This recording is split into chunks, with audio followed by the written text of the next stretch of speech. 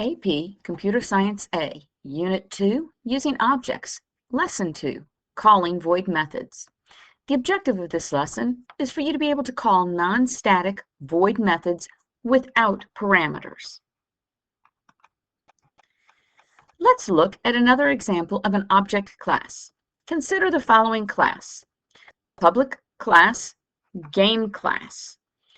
We have two private instance variables, int, number of players, and a boolean, game over, tells us whether or not the game is over.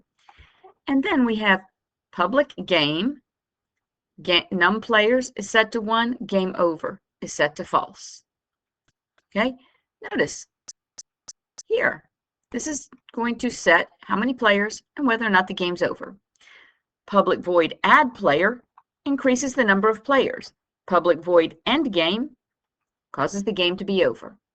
Now, let's assume that the game class object game has been properly declared and initialized in a method in a class other than game class. Which of the following statements are valid? Let's take a look.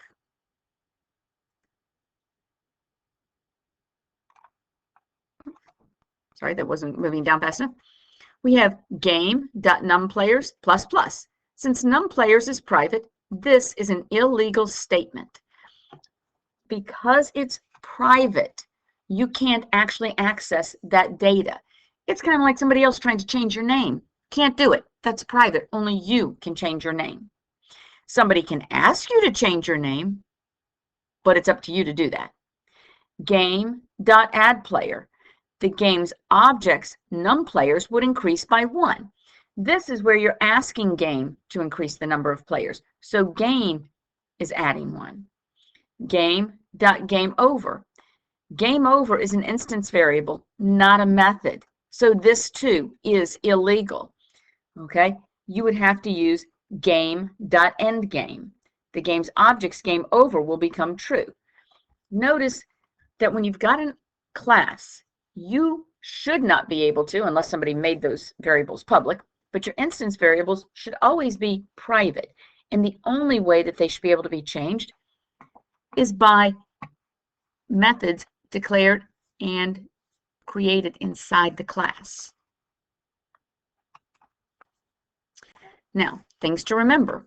Modifiers. Private modifier means that only code inside the class can directly access it.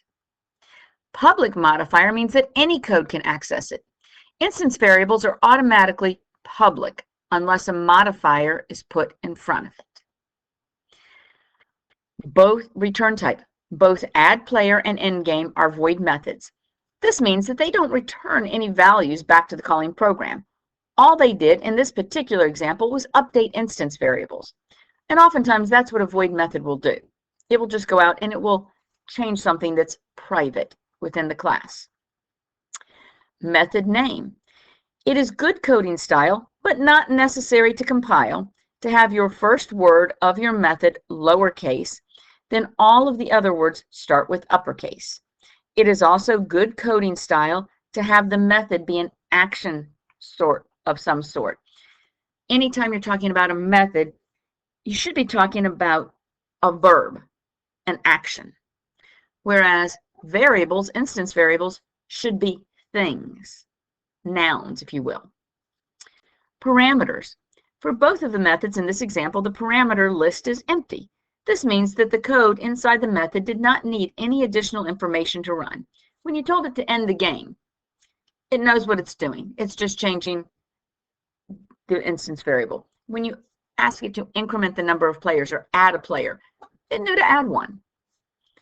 If, on the other hand, you want at some point to be able to add more than 1, then you would have to use a parameter. Here's another example. We have public class animal, private string type. So that tells us what kind of animal we have.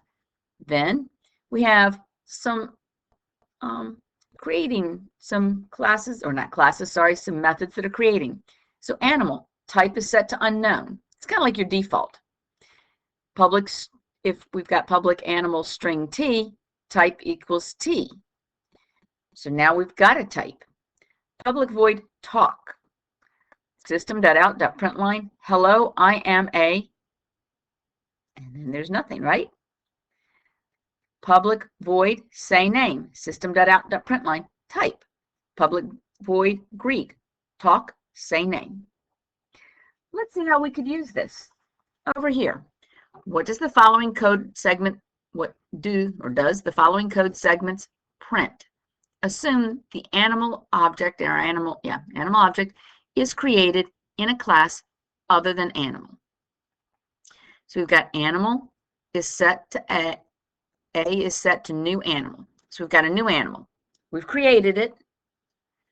A.talk, A.say name.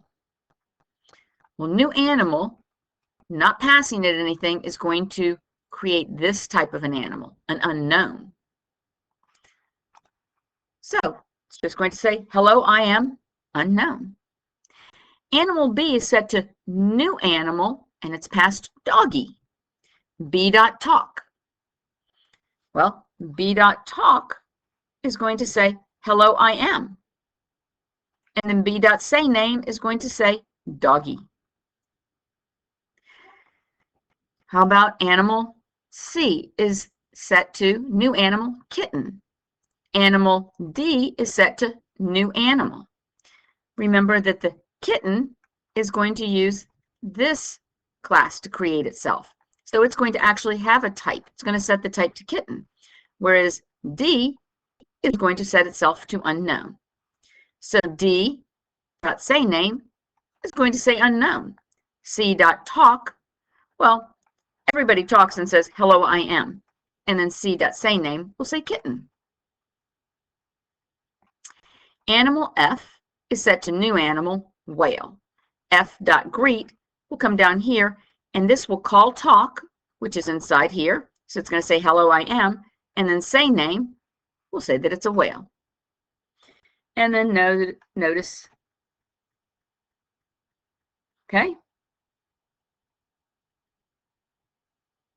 Questions there? And by the way, these don't actually come down on a new line because hello, I am is just print. These over here are on new lines because of space and trying to make it large enough to see on the board. If you're in class, if you're at home just looking at a video, you would be able to read the smaller font, but making it big enough to read the font at home. So please know that if you look at talk, it's system.out.print. So it's going to print hello, I am, and then doggy would show up right here if there was enough space, okay? And kitten should show up here just like I am a whale. Whale happens to be short enough to show up there.